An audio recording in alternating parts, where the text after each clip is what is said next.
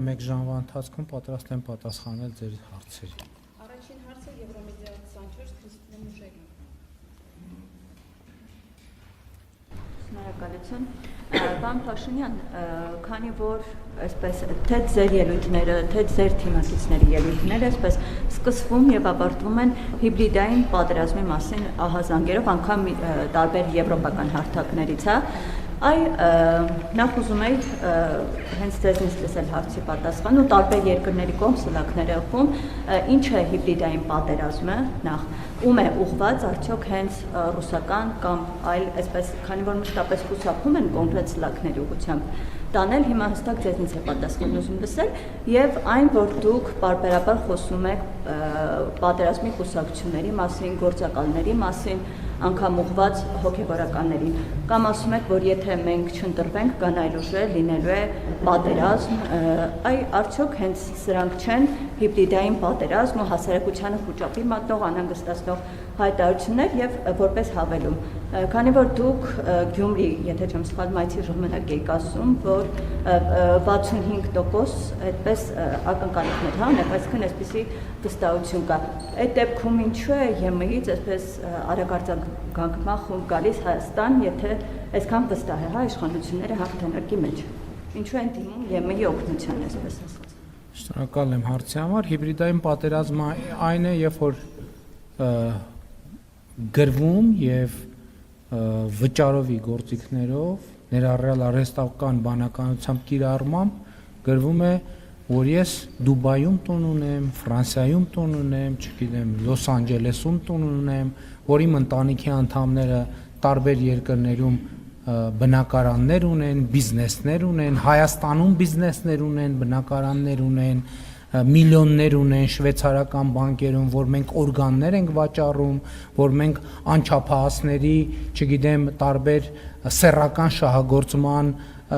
գործիքներ ենք կիրառում, այդ ամենը հիբրիդային պատերազմ է։ Այսինքն դա այլ անուն չունի։ Երկրորդը ես ձեզ լսեցի, չէ՞։ Ինչ վերաբերում է 65%-ի, մենք ասում ենք, որ ակնկալում ենք, որ այս ընտրությունների արդյունքում ունենանք սահմանադրական մեծամասնություն, որովհետև սահմանադրական մեծամասնությունն է, որ կերաշխավորի, որ այն պրոցեսները, մասնավորապես տարածաշրջանային խաղաղության համատեքստում, մենք կդարձնենք լիարժեքորեն անշրջելի։ Ինչ վերաբերվում է պատերազմի կուսակցությանը, դա հիմա ամեն օրվա հետ ինձ համար դառնում է ավելի ակնհայտ, որովհետև այդ կուսակցությունները եւ այդ շրջանակները ըստ էության ինչ են ասում, առաջինն ասում են, որ իրենք դեմ չեն խաղաղությանը եւ երկրորդիվ սկսում են խոսել, որ իրենց իշխանության գալու պարագայում սկսելու են վերանայել խաղաղությունը։ Դա ես շատ ուղիղ առանց սեթևեթանքի ուզում եմ ասել, որ պատերազմ է Հայաստանի Հանրապետության ոչ միայն տարածքային, այլև ինքնիշխանության կորստով։ Բոլոր այդ ուժերը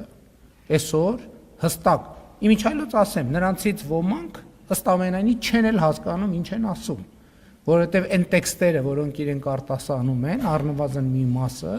ինձ համար ակնհայտ է, որ ուրիշ տեղեր են գրված եւ նրանք պարզապես կարդացողի կարգավիճակում են, առավել եւս իրենց ասածը,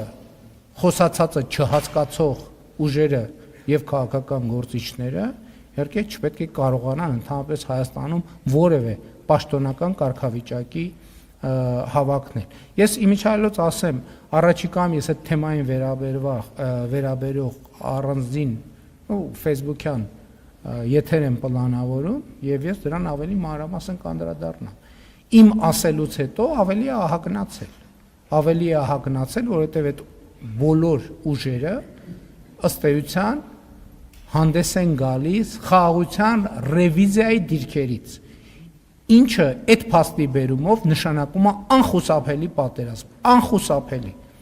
Ընդ որում ընտրություններից շատ չանցած, մաքսիմալ աշնանը, ես վերլուծում եմ, չէ՞, տեքստերը ինչ են ասում, այդ բոլոր ուժերը, եթե անհրաժեշտ է անուններն էլ կտա, հստակ մի մասը ենթադրում եմ չի էլ հասկանում ինչ ասում, բայց իրենք պատրաստում են նոր սեպտեմբերյան պատերազմ ծանր հետևանքներով։ Եմենի հետ կապված ինչ։ Մենք համագործակցում ենք բոլոր այն գործընկերների հետ, ովքեր ունեն գործիքներ հիբրիդային պատերազմի եւ մասնավորապես ապատեղեկատվության դեմ պայքարի։ Հաջորդ հարցը։